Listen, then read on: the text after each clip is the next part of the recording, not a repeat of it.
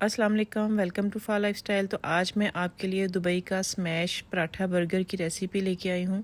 आप दुबई में हैं तो इसको ज़रूर ट्राई करेंगे। अगर आप दुबई में नहीं हैं तो आप इसको बिल्कुल उसी तरीके से घर पे बना सकते हैं, बल्कि बहुत इंजॉय भी करेंगे। तो चलें इसको बनाना स्टार्ट करते हैं।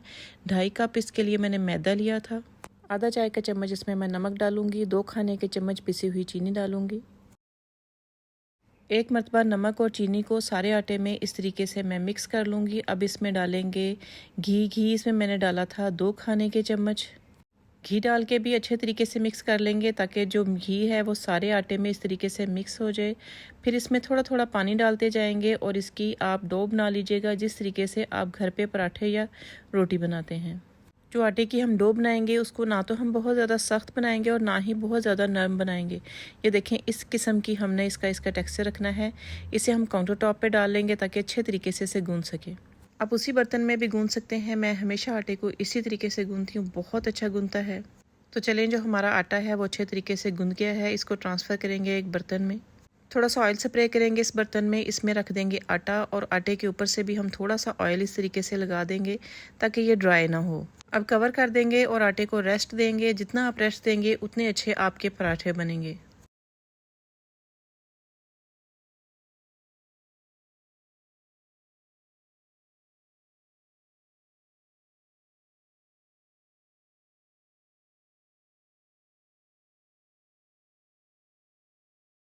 मैंने इसको आधे घंटे का रेस्ट दिया था। तब तक मैंने दूसरी चीज़ें थी वो रेडी कर ली थी। दूसरी साइड पे जब आधा घंटा कंप्लीट हो गया था तो इसके मैं पेड़े बना लूँगी। मैंने इतने आटे से 8 पेड़े बनाए थे। मैंने बहुत बड़े बड़े पेड़े नहीं बनाए थे। ये देखें, मैंने इसके छोटे छोटे पेड़े बनाए थे। मैंने सोचा था कि एक पराठा जो है वो मैं नीचे लगाऊंगी और एक पराठा मैं ऊपर रखूंगी, लेकिन फिर वो भी दरमियान से कच्चा था और काफ़ी मोटा था। इसलिए मैंने जो एक एक पराठा बनाया था उसी को दरमियान से कट करके इसमें पैटी रखी थी। अब इन पेड़ों को भी मैंने आधे घंटे का रेस्ट दिया था। आपने पेड़ों को रेस्ट ज़रूर देना है। अक्सर लोग ये कंप्लेंट करते हैं कि मैदे की रोटी उनसे बेली नहीं जाती, वो दोबारा से इकट्ठी हो जाती है। उसकी रीज़न सिर्फ यही है कि आप आटे को रेस्ट नहीं देते। ये देखें, इसके ऊपर मैंने कोई खुश्का नहीं लगाया और इजीली इसको मैं बेल सकती हूँ। आप भी इसी तरीके से बेल सकते हैं, बस आपने आटे को रेस्ट सूख देनी है। थोड़ा सा इसके ऊपर मैंने खुश्क आटा इस तरीके से छिड़क दिया था। ऊपर से मैं इस तरीके से कुकिंग ऑयल स्प्रे कर दूंगी। खुश्क आटा इस पर डालते हुए जो वीडियो थी मेरे से रिकॉर्ड नहीं हो सकी। आप इस तरीके से इसके ऊपर अब कट लगा लीजिएगा। आप छुरी से भी ये कटिंग कर सकते हैं, लेकिन पिज़्ज़ा कटर से बहुत अच्छी इसकी कटिंग हो सकती है, इसलिए आप पिज़्ज़ा कटर को प्रेफरेंस दीजिएगा। अब जितनी बारीक इसकी कटिंग करेंगे उतने अच्छे लच्छे बनेंगे। इस तरीके से एक साइड से इसे इकट्ठा करते जाएंगे। अब यकीन माने ये इतना इजी तरीका है लच्छा पराठा बनाने का कि अगर आपने एक दफ़ा इसको ट्राई कर लिया तो आप हमेशा इसी तरीके से लच्छा पराठा बनाएंगे। इसके लिए कोई टेक्निक की ज़रूरत नहीं, सेम इसी तरीके से आपने बनाना है और बहुत अच्छा आपसे लच्छा पराठा बन जाएगा। एक कोने से इसे इस तरीके से फोल्ड करते जाएंगे और एंड तक इसी तरीके से हमें इसे रिपीट करना है। दूसरी साइड से इस तरीके से खींच के हम थोड़ा सा इसे लंबा करते जाएंगे और इसका जो बिल्कुल एंड होगा उसको पेड़े के हम इस तरीके से नीचे कर देंगे। हम सारे पेड़ों को इस तरीके से बना लेंगे और एक साइड पे रख देंगे। फिर इनको भी हम रेस्ट देंगे। अब जिस बर्तन में या प्लेट में हम इन पेड़ों को रखेंगे उसको भी अच्छे तरीके से पहले ऑयल का स्प्रे कर देंगे। ये देखिए, मैं आपको दिखाती हूँ कि इस तरीके से मैंने स्प्रे कर दिया था प्लेट में भी और ऊपर भी मैंने इस तरीके से स्प्रे कर दिया था ताकि ये ड्राई ना हो। अब इसको मैं हाथ से इस तरीके से बढ़ा लूँगी। ये देखें, बहुत ज़्यादा इसको मैंने थिक नहीं करना, इतना इसको मैंने बारीक किया है। फिर भी ये दरमियान से ईजीली अलग-अलग 2 पार्ट्स में डिवाइड हो जाएगा, क्योंकि मैदे को जितना मर्ज़ी अच्छा आप कुक कर लेंगे दरमियान से हमेशा थोड़ा कच्चा रह जाता है। तो बेहतर है कि अब बहुत ज़्यादा बड़े पेड़े ना बनाएं। मैं इस तरीके से तवे को अच्छे तरीके से स्प्रे कर लूँगी। आप इसमें ज़्यादा सारा ऑयल भी डाल सकते हैं। मुझे ये पराठे बहुत कम ऑयल में स्प्रे करके ही इसी तरीके से फ्राई करने थे। आप ज़्यादा ऑयल भी इसमें यूज़ कर सकते हैं। फ्लेम को मैंने बहुत लो कर दिया था और एक साइड पे जब अच्छा सा कलर आ गया तो इसको मैं इस तरीके से टर्न कर लूँगी और दूसरी साइड पे भी अच्छा सा कलर आने दूँगी। दरमियान में मैं इस तरीके से स्प्रे भी इस पे करती जा रही थी और हमारे पराठे रेडी हैं। दूसरी साइड पे हम इसकी पैटी रेडी कर लेते हैं। 400 ग्राम मैंने बीफ का कीमा लिया था। उसमें मैंने आधा चाय का चम्मच नमक डाला है और आधा चाय का चम्मच ही इसमें मैंने काली मिर्च डाली है। अगर आप बिल्कुल सही वाली बीफ पैटी बनाना चाहते हैं तो सिर्फ इसमें 2 स्पाइसेस ही जाते हैं। इसमें कोई और स्पाइसेस आप ना ऐड कीजिएगा। इसी का टेस्ट देखिएगा, बहुत मज़े का आएगा। और जो बीफ पैटी का मज़ा है वो चिकन पैटी में बिल्कुल नहीं आ सकता। एक मरतबा आप ज़रूर ट्राई करिएगा। मैंने इससे 5 पैटीज़ बनाई थी और सारी पैटीज़ को मैंने पहले बना के रेडी कर लिया था। एक प्लेट में इस तरीके से मैंने बटर पेपर लगाया था, उसके ऊपर थोड़ा सा मैंने ऑयल लगाया था, उसके ऊपर ये वाला मैंने जो पेड़ा बनाया था उसको रख दूँगी और इस तरीके से मैं इसे फ्लैट कर लूँगी। अगर आपसे तवे पे फ्लैट करने में थोड़ा प्रॉब्लम होता है तो इस तरीके से आप जितना मर्ज़ी इसको फ्लैट कर सकते हैं। अब इसके ऊपर मैं दोबारा से बटर पेपर रखूँगी और उसके ऊपर थोड़ा सा ऑयल लगाऊँगी। सारी पैटीज़ को मैं इस तरीके से रेडी कर लूँगी। दोबारा से एक पैन या तवा लेंगे, इसके ऊपर इस तरीके से मैं कुकिंग ऑयल लगाऊंगी थोड़ा सा और एक एक पैटी को इस तरीके से इस पे डालती जाऊंगी और बटर पेपर हटाती जाऊंगी।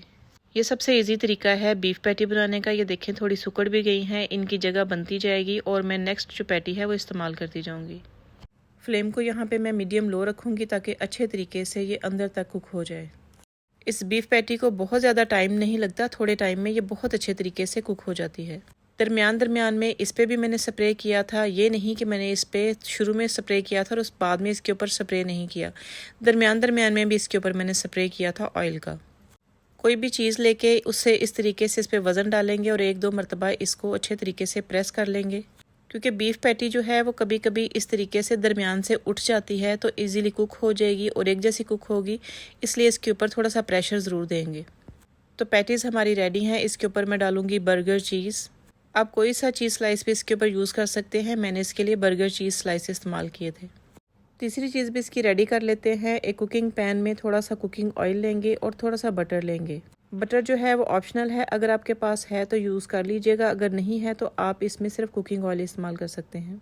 एक बड़े साइज़ का मैंने प्याज लिया था, उसे काट लिया था, वो इसमें कैरामलाइज़ करेंगे, क्योंकि कैरामलाइज्ड अनियन जो हैं वो इस रेसिपी में बहुत अच्छे लगते हैं और बहुत मज़े के लगते हैं। जब सारे प्याज़ों पे इस तरीके से कलर आ जाएगा तो इसे साइड पे करेंगे और इन्हें एक अलग से प्लेट में निकाल लेंगे। और आखिर में इसकी एक चीज़ रह गई थी, इसकी सॉस, उसको रेडी कर लेते हैं। सबसे पहले इसके लिए मायोनीज़ लेंगे 1 कप। आप कोई से ब्रांड की मायोनीज़ भी इस्तेमाल कर सकते हैं, मैंने यंग की इस्तेमाल की थी। अब इसमें डालेंगे डेयरी क्रीम 2 से 3 खाने के चम्मच, मैंने ऑलपर्स की यूज़ की थी, आप कोई भी इस्तेमाल कर सकते हैं। 2 से 3 खाने के चम्मच इसमें चिली सॉस डालेंगे, मैंने सराचा सॉस डाली थी। ये मेरी फेवरेट सॉस है, आप इसको ट्राई करिएगा, बहुत मज़े की ये सॉस है। हनी मस्टर्ड सॉस डालेंगे इसमें 2 से 3 खाने के चम्मच। अगर आपके पास हनी मस्टर्ड सॉस नहीं, मस्टर्ड सॉस है तो वो 1 चाय का चम्मच डालिएगा, इससे ज़्यादा ना डालिएगा। ये काफ़ी लाइट थी तो इसलिए मैंने इतनी ज़्यादा डाली है। हेलिपिनोज़ को इस तरीके से मैंने चॉप कर लिया था, ये बहुत इसका मेन इंग्रेडिएंट है। 2-3 चुटकी इसमें नमक डालेंगे, 2-3 चुटकी इसमें काली मिर्च डाल देंगे और इसको अच्छे तरीके से इस तरीके से मिक्स कर लेंगे। सारी चीज़ों को यहाँ पे आप एक मरतबा टेस्ट कर लीजिएगा। मुझे इसमें सॉस थोड़ी कम लगी थी, चिली सॉस, वो थोड़ी सी इसमें मैंने और डाल दी थी, 1 चाय का चम्मच। तो सारी चीज़ें हमने रेडी कर लिए हैं। अब इसकी असेंबलिंग की बारी है। तो ये देखें पराठा मैं आपको चेक कराती हूँ, कितना पतला मैंने पराठा बनाया था, फिर भी इस तरीके से इसे दरमियान से आप छुरी की मदद से छोड़ें, आप हाथ से भी इसे खोल सकते हैं। दोनों तरीके मैंने ट्राई किए थे। एक में इस तरीके से मैंने नीचे पराठा रखा था, ऊपर इसके मैंने इस तरीके से लेटस रखा है, ऊपर से इस तरीके से मैं चीज़ वाली पैटी रख दूंगी, ऊपर से कैरामलाइज्ड अनियन रख दूंगी, दोबारा से थोड़ी सी सॉस डालूंगी और ऊपर से दोबारा से इसे कवर कर दूंगी मैं एक दूसरे पराठे के साथ। और बाकी सबको मैं एक ही पराठे के साथ रेडी करूंगी। ये देखें दरमियान से इस तरीके से मैं इसे डिवाइड कर लूँगी, हाथ से ही इसे मैं खोल लूँगी। ये देखें कोई मुझे इसे छुरी से कट नहीं करना पड़ा, इजीली ये 2 हिस्सों में डिवाइड हो गया है। हालांकि इसको मैंने काफ़ी ज़्यादा पतला बनाया था, इसलिए आप भी पराठों को बहुत ज़्यादा मोटा ना बनाइएगा, अदरवाइज़ ये दरमियान से काफ़ी कच्चे रह जाएंगे। तो चलें, मैंने रेसिपी आपको बता दी है, आप लोग ज़रूर इस स्मैश बर्गर पराठा को ट्राई करिएगा और ज़रूर इंजॉय करिएगा, बहुत मज़े के ये बनते हैं। जितने मज़े के ये स्मैश पराठा बर्गर हैं, एक मरतबा तो ये रेसिपी बनाना बनती है। आप लोग भी बनाइएगा और मुझसे अपना फ़ीडबैक ज़रूर शेयर करिएगा कि आपको ये रेसिपी कैसी लगी। Thank you so much, take care, Allah हाफिज़।